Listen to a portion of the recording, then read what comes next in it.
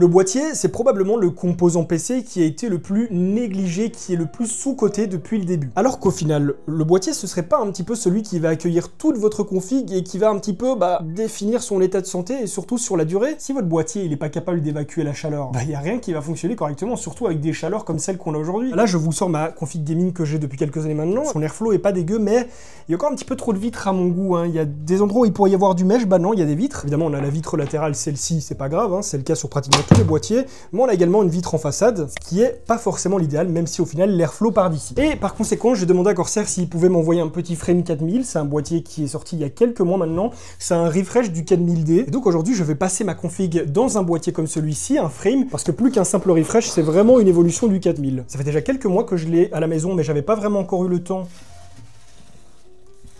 C'était pas vraiment nécessaire, en plus ça va laisser des traces de colle, mais c'est pas grave. Mais donc comme je disais, ça fait quelques mois que je l'ai à la maison, j'ai juste pas encore eu le temps de faire du contenu dessus, de faire le transfert de ma config dedans. Et par rapport au premier 4000, on note déjà pas mal de différences, que ce soit au niveau de l'esthétique, que ce soit au niveau de la structure, il y a du mesh vraiment partout, il y en a ici, il y en a devant, il y en a sur le dessus, il y en a sur le côté, on a du mesh ici, donc voilà, je pense qu'en termes de respiration, on pourra pas demander plus à ce boîtier, il y en a vraiment partout du mesh. Le mesh, pour ceux qui savent pas ce que ça veut dire, c'est tout simplement cette espèce de maillage ici qui laisse plein d'ouvertures partout dans les boîtiers, ça laisse vraiment bien respirer. Donc vous voyez, on en a sur le dessus ici, on en a sur la façade avant, on en a ici au niveau de l'alimentation, on en a à l'arrière, on a des rails, on a des passements qui ont été faits pour le cable management, pour le faciliter. On a des attaches qui sont déjà prédisposées, on a des petits conduits ici pour cacher les câbles de l'alimentation vers le CPU. La façade à l'avant, comme d'habitude, on peut complètement la désosser. Ah oui, et je me dois de vous spécifier, parce que je ne l'ai pas encore fait, que cette vidéo a été sponsorisée par Corsair. Ils ne m'ont pas payé pour vous donner un avis en particulier, je n'ai pas reçu de brief ou quoi d'indication, juste ils m'ont envoyé le boîtier, enfin les boîtiers parce qu'il y en a un autre, et comme d'habitude ils m'ont dit tu fais ce que tu veux, ta carte blanche. Sur cette nouvelle génération de boîtiers Corsair, il y a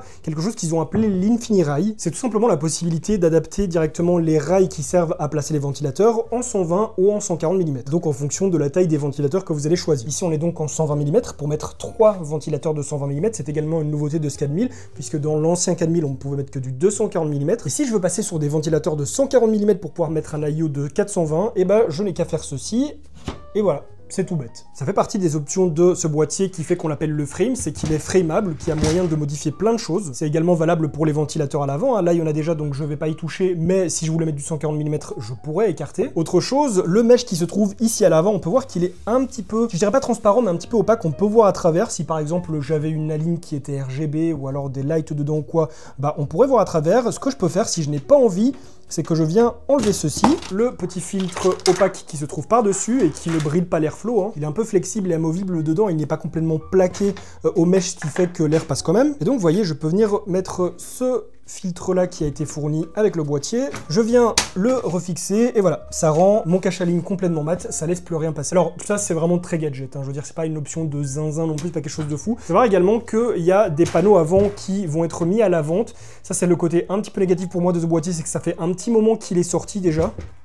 Ne tombe pas, s'il te plaît, ne meurs pas, tu n'as pas encore eu de vie. Ça fait déjà un bon moment qu'il est sorti, il y avait pas mal de choses qui ont été annoncées avec, et on les a pas encore. Ça, c'est un petit peu le point dérangeant. Parce que du coup, ça promet aux gens certaines features en achetant ce boîtier, et au final, ils les ont pas, bon, c'est chiant. Et j'ai même entendu parler d'un petit écran externe qui serait vendu, et possibilité de le disposer quelque part sur ce boîtier. Bon, un petit écran externe qui est quand même plutôt grand, qui s'appelle le Xeneon, qui doit faire la taille de la façade avant, je crois. Cette fois-ci, on va retrouver le bouton Power, les différentes entrées USB jack sur la façade avant, sur le dessous. Ça, je vous avoue que dans mon cas, ça m'est un petit peu égal, que ce soit au-dessus ou en dessous. Là, on est encore sur un format moyen tour, et c'est la raison pour laquelle moi, je ne vais pas mettre ma config dans celui-ci, mais celui qui est sorti il y a pas très longtemps, qui n'est autre que le Frame 5000. Ça fait quand même quelques jours que je l'ai chez moi, mais c'est vraiment en le mettant ici que je me rends compte qu'il est très grand. Ouais, mais en fait, il est vraiment grand. Enfin, en soi, la différence, elle est pas si gigantesque que ça non plus, mais je me demande s'il n'y a pas vraiment une grosse différence de taille par rapport au 5000 original. Chose à laquelle je ne m'attendais pas, mais qui est très cool. J'ai 3 ventilateurs de 140 mm en façade, et j'en ai un ici, là où celui-ci, on n'a pas de ventilateur en façade, ce qui est un petit peu triste. Et pour pas vous refaire tout un speech, pour pas vous refaire une présentation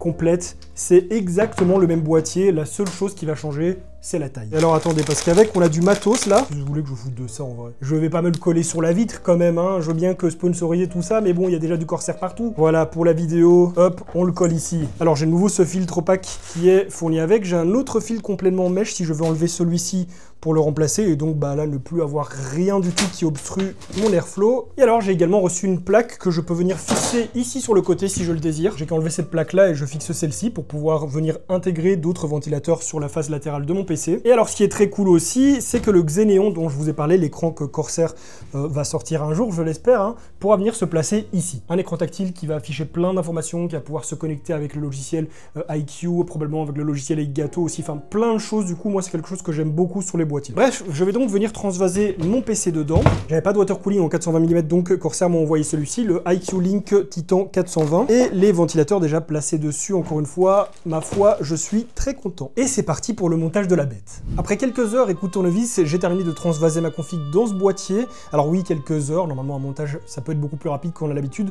C'est juste que j'ai vraiment pris le temps d'observer partout les petits détails, tout ce que je pouvais faire avec ce boîtier, par où je pouvais passer les câbles. Et en termes de simplicité de montage, d'aménagement, bah, c'est ce que nous propose Corsair depuis quelques années maintenant, hein. C'est plutôt pratique pour les gens qui n'ont pas l'habitude. Certes, avec un petit peu de savoir-faire, on obtient toujours un bon résultat dans n'importe quel boîtier, mais là, voilà, il y a des facilités qui sont faites pour les gens qui n'ont pas forcément l'habitude, des accès pour les câbles, des trous aux bons endroits, des attaches déjà prédisposées. Bon, c'est vraiment quelque chose de pratique. Point de vue qualité matérielle, toujours pareil, on est sur ce que Corsair sait faire, on n'est pas dans le très haut de gamme non plus, mais on est sur du full alu. Il y a vraiment très peu de plastique, hein, finalement dans ce boîtier, en tout cas au niveau du châssis, c'est vraiment de l'aluminium partout. On a un petit peu de plastique, mais que sur des petits détails où l'aluminium n'aurait pas fait l'affaire. Et en vrai, esthétiquement parlant et niveau de la conception, j'ai pas grand chose à lui reprocher. Seule chose que je pourrais dire, c'est qu'il y a des parties où il y a un petit peu de jeu, comme celle-ci, comme le capot ici sur le dessus, et encore c'est vraiment super léger, mais au final c'est un boîtier frame, c'est, je dirais pas du DIY, mais c'est du arrangeable, modifiable, c'est pas quelque chose où tout est fixe, où on ne peut rien toucher, donc finalement c'est un petit peu normal si entre certaines pièces on va avoir du jeu, même si comme je l'ai dit c'est vraiment très léger, hein. La plupart des pièces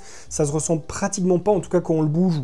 Il n'y a rien qui se passe, c'est juste au moment où on va chipoter, notamment la plaque ici à l'arrière, celle ici à l'avant, mais voilà, ça c'est des jeux qu'on ressent et qu'on entend seulement quand on les chipote, hein. À partir du moment où votre PC il est posé, il n'y aura pas de vibration ou quoi à l'intérieur qui a fait que ça va faire du bruit. Et puis voilà, comme je l'ai dit, c'est du frame, donc c'est normal, hein. Si vous vouliez quelque chose de totalement fixé, où on ne peut rien toucher, on ne peut rien bouger, bah c'est pas ce boîtier-là qu'il vous faut. Autre chose, ça c'est un petit détail, c'est sur la face arrière. Depuis quelques petites années maintenant, dans leur DA Corsair, ils ont intégré des vis comme celle-ci, qui sont noires et jaunes, c'est l'empreinte de la marque, c'est leur couleur, et ça m'a jamais vraiment dérangé. Il y a même un moment où j'ai trouvé ça cool parce que bah, ça donne un petit peu de détails, c'est quelque chose qui fait qu'on capte directement que c'est Corsair, c'est du branding. Mais là je trouve qu'ils en ont quand même un petit peu abusé, hein. Il y en a vraiment partout. Au final je chipote, hein, parce que c'est l'arrière du boîtier, donc c'est vraiment pas la partie qu'on va voir le plus, hein. C'est pas quelque chose qui pourra déranger au quotidien, à moins que vous mettiez votre boîtier à l'envers, mais du coup bah ne faites pas ça en fait, ça sert à rien. Et il y a une solution à ça, puisque ce sont finalement des vis universelles, donc il suffit de les enlever et de mettre des vis plus discrètes qui sont déjà fournies. Au final ce que je dis là c'est pas un problème sans solution, mais bon, faut bien lui trouver des défauts quand même. C'est une grosse config mine de rien qu'il y a dans ce PC, hein. J'ai un Ultra Core 7, j'ai une 4080 Super, bon, ça chauffe, donc j'ai quand même pas mal d'attentes en termes de refroidissement, d'airflow, et puis aussi en termes de bruit, ça on va voir. Là pour l'instant je ne l'ai pas encore allumé, j'ai pas encore fait le moindre test, donc on va découvrir ça ensemble et je vais tout de suite l'allumer. On l'allume avec le bouton à l'avant. Oh, eh bien déjà ce n'est pas un fail, je suis content. Évidemment on laissera pas ces couleurs là, hein. Là c'est par défaut, mais en tout cas tout tourne, tout s'éclaire, je sens la ventilation de tous les côtés. Ici évidemment je ne vais rien sentir puisque ça aspire, et à l'arrière je la sens. Maintenant je vais refermer la vitre de ce PC, je vais faire des tests de chauffe dedans, histoire de voir s'il n'y a rien qui s'accumule. J'ai des ventilateurs qui tournent pas super vite par défaut, je vais aller régler ça dans le BIOS. En tout cas c'est une belle machine, on est encore sur quelque chose d'assez épuré, enfin au niveau du châssis, hein, du boîtier, parce que oui avec le RGB ça fait directement moins sérieux, hein. Ça c'est du certifié Jean-Michel LED. Vous voyez, je suis assez content d'avoir du mesh partout, limite j'en voudrais même ici à l'avant, mais bon, ça niquerait complètement l'esthétique du PC, ce serait un peu dommage. Bref, bah écoutez, je vais procéder au test de mon côté, je vais aussi regarder le tarif de ce boîtier parce qu'actuellement je ne le connais pas, et je reviens vers vous pour vous donner toutes les infos. Bon, le test va être relativement simple, ici pas de gameplay, pas de benchmark, puisque on n'est pas sur le test d'une config, mais simplement d'un boîtier. Donc tout d'abord un test d'accumulation de chaleur de la carte graphique, on voit jusqu'où elle monte en température, on voit où elle s'arrête et si c'est suffisamment bas, et même après plusieurs heures heures de burn à 100%, la carte graphique ne dépasse pas les 72-73 degrés, donc c'est parfait. Ça veut dire que la chaleur qu'elle émet ne stagne pas dans le boîtier. On peut le confirmer avec la température du processeur qui est bonne, puisque si la chaleur s'accumulait, elle allait commencer à faire chauffer le waterblock et donc le processeur. Ici c'est pas le cas, les températures sont très bonnes également. Et la deuxième phase de test consiste à injecter de l'air dans le boîtier pour voir à quelle vitesse il l'évacue. Et comme vous pouvez le voir, ça va vraiment très vite. On en remet une couche en abusant un petit peu, histoire de voir comment l'airflow va réagir et le boîtier également. Et comme vous pouvez le voir, il n'y a absolument rien qui reste dans le boîtier. Il y a même de l'air qui s'échappe par en dessous au niveau du cache à lime, c'est normal, je l'ai mis en mèche complet. Peut-être pas l'idéal que l'air chaud s'échappe par là étant donné que normalement ça va être face à vous, mais pour corriger ça, il suffit de repasser sur le cache opaque ou noir qui est fourni par Corsair. Et dans tous les cas, l'air chaud il est mieux dehors que dedans. Après plusieurs heures de tests sur ce PC avec ce boîtier, donc en jeu, en applicatif, tout ce que j'ai l'habitude de faire en général et ce que je peux faire pour pousser cette config aussi loin que possible, sans passer par l'overclocking, etc. Je suis quand même plutôt satisfait du résultat, des températures que j'ai obtenues et au final de l'aspect général de ce boîtier, que ce soit en termes de solidité, de fabrication, même de design. Au final, le design, on est sur quelque chose d'assez simple, mais je trouve que ça rend quand même plutôt bien. Il y a des choses qui ont vraiment été bien pensées, que ce soit dans tout le côté frame, mais même par exemple, un détail assez bête qui m'embêtait sur les 4000 et les 5000 et que je retrouvais pas ici, j'arrivais pas vraiment à remettre le doigt dessus et au final je me suis aperçu que la vitre ne prend pas toute l'intégralité de la façade, elle vient s'arrêter juste là étant donné qu'on a le cache à lime qui laisse rentrer directement de l'air et qu'on va pouvoir modifier aussi, on a une vitre qui couvre pas toute la surface en fait, chose qu'on retrouvait sur les anciens boîtiers de Corsair et que je trouvais un petit peu dégueulasse et surtout inutile, c'est que on avait de la vitre qui couvrait absolument tout même si on avait un cache à lime, donc la vitre passait par au-dessus du cache à lime et non seulement ça couvrait de l'espace pour rien, ça alourdissait le PC étant donné que la vitre c'est probablement l'élément le plus lourd. Et en plus de ça, ça laissait un petit espace dans lequel la poussière pouvait rentrer facilement et venir se déposer et ne plus bouger jusqu'à l'entretien. Là, on a une vitre qui non seulement est pleine de traces de doigts puisque je n'arrête pas de la manipuler depuis que j'ai commencé le tournage de cette vidéo, mais qui en plus ne couvre, comme je l'ai dit, pas l'intégralité de la hauteur du boîtier et ça c'est très bien. On gagne en poids, on y gagne aussi sur l'esthétique, c'est quand même plus sympa. En fait, depuis que j'ai déballé ce frame 5000 et même sur le 4000, je me demandais mais comment ça se fait que la vitre est aussi petite? Qu'est-ce qui a été changé? Parce qu'au final, on n'a pas du tout des boîtiers qui sont plus petits en hauteur, donc je me demandais pourquoi la vitre était aussi petite, et effectivement, c'est bien ça. Après, pour le coup, Corsair n'ont rien inventé, c'est pas quelque chose qu'on retrouve exclusivement sur ces boîtiers, ça existe sur d'autres, mais là, vraiment, je suis satisfait qu'il l'ait mis là-dessus. Autrement, on a un boîtier qui est suffisamment aéré pour faire un bon travail d'airflow, évidemment, ça dépend de quel ventilo vous allez mettre, ça dépend de comment vous allez les mettre, mais je pense que quelle que soit la config que vous mettez là-dedans, si vous avez des bons composants au niveau du refroidissement, ça sera parfait en termes de refroidissement, évidemment, ça dépend de ce que vous allez mettre dedans, le boîtier ne fait pas tout, mais à l'inverse, si vous avez un boîtier qui ne fait pas bien rentrer de l'air, qui n'évacue pas bien, en fait, qui ne respire pas, vous pouvez avoir tous les meilleurs refroidissements que vous voudrez, ça servira à rien. Esthétiquement parlant, on a quelque chose qui est assez simple, qui est assez carré, mais quand même avec des petits biseaux, ça aussi c'est une belle évolution par rapport au 4000, c'était vraiment très droit, très rectangulaire,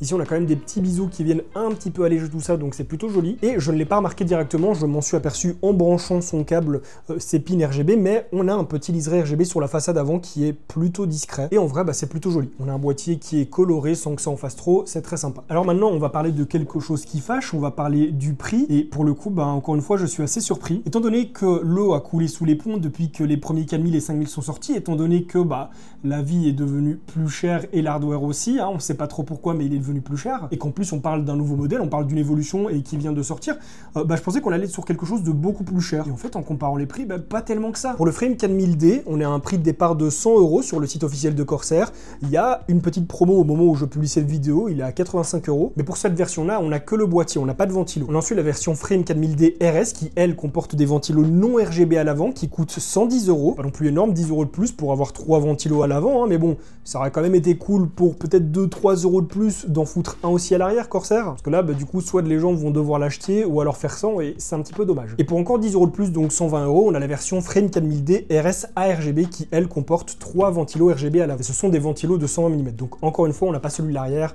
c'est toujours un peu dommage. Après, là, je parlais du prix du Frame 4000D. Maintenant, on va se pencher sur celui du 5000D. Pour la version Frame 5000D RS, donc cette fois-ci avec des ventilos à l'avant mais aussi à l'arrière, que des 140 mm, on est sur un tarif de 155 €. Ce sont des ventilateurs non RGB. Et pour la version que j'ai eue, donc la version ARGB avec tous les ventilos RGB, on est sur un tarif de 180 €. C'est quand même 30 balles de plus que la version non RGB, mais bon, le RGB, on le sait, ça coûte toujours plus cher. Et vous voyez, quand je compare avec le tarif du 5000D de l'époque, donc la version RGB, c'est pas beaucoup plus cher, c'est même très similaire. Et encore, celui-ci si on paye un petit peu plus cher, c'est parce qu'on a des ventilos de 140 mm à la place de 120. Et c'est pareil pour le frame 4000D, il est pas beaucoup plus cher, on est sur des tarifs très équivalents, donc au final, je suis assez surpris. Je ne dis évidemment pas que c'est pas cher, hein, même si bon, pour la version 4000D, un boîtier à 100 € de cette qualité-là et avec cette modularité, bah là oui, je peux le dire, je trouve pas ça extrêmement cher. Quand on regarde des boîtiers d'autres marques de la même gamme, bah on est sur des tarifs assez similaires, voire même parfois un petit peu plus haut. Et bon, bah là, on est sur une tour qui certes est ATX, mais c'est une grande tour, hein, c'est pas une moyenne tour. On a la possibilité de faire rentrer de l'EATX dedans, on a la possibilité de faire tout un circuit de water cooling custom si on le veut, et ça même dans le frame 4000 c'est possible, hein, le water cooling custom, même si on serait un petit peu plus à l'étroit. Et donc finalement les tarifs sont pas beaucoup plus élevés, ils sont très similaires à ce qui était déjà fait, donc pour le coup bah, je suis assez surpris. Donc bah ouais, on a des tarifs qui sont très similaires à ce qu'on avait déjà à l'époque avec les premiers 4000 et 5000, donc bah, je suis assez surpris. Et vraiment j'ai hâte de voir où est-ce que Corsair va aller avec ses boîtiers, avec ses nouvelles gammes. Est-ce qu'il y aura un frame 7000D, je ne sais pas, peut-être, mais surtout j'attends de voir tout ce qui vont sortir pour la customisation. Comme je l'ai dit, pour le frame 4000 il y a des façades qui doivent sortir. Est-ce qu'il y aura aussi de la customisation ici sur le côté? Je ne sais pas. Comme je l'ai dit, on va avoir la possibilité de mettre un écran Xeneon aussi ici sur le côté ou en façade, donc ça je me tarde de voir aussi. Et vraiment au niveau de la gestion des câbles, de la facilité de montage et même vu d'ensemble, je trouve qu'ils ont fait un taf bien meilleur que ce qu'ils ont fait sur le 6500. Donc prochaine étape Corsair, on vous attend sur un boîtier frame en micro ATI. Avec un tarif pas trop élevé, je pense que ça ferait des ravages. Ces deux boîtiers sont donc disponibles dès maintenant, au coloris noir comme moi ou alors en blanc. Vous pouvez les acheter aussi bien sur le site que Corsair que sur Amazon. Si ça vous intéresse, je vous ai mis des liens affiliés en description. C'est-à-dire que si vous passez par ces liens Amazon, je touche une petite commission dessus. Après voilà, si les prix sont plus avantageux sur le site de Corsair, bah passez plutôt par là. Et d'ailleurs, un tout gros merci à Corsair encore une fois d'avoir sponsorisé cette vidéo. J'espère qu'elle vous aura plu. Si vous avez des questions, si vous avez un avis, n'hésitez pas à le lâcher dans l'espace commentaire. Il est là pour ça. Si vous voulez voir d'autres de mes vidéos, je vous invite à cliquer sur l'une de celles qui s'affiche juste ici à l'écran. Et si vous voulez me suivre pour ne pas manquer mes sorties, je vous invite à cliquer sur le petit bouton qui se trouve juste ici. Et sur ce, on se retrouve très bientôt pour une nouvelle vidéo. En attendant, portez-vous bien. Bye les gens.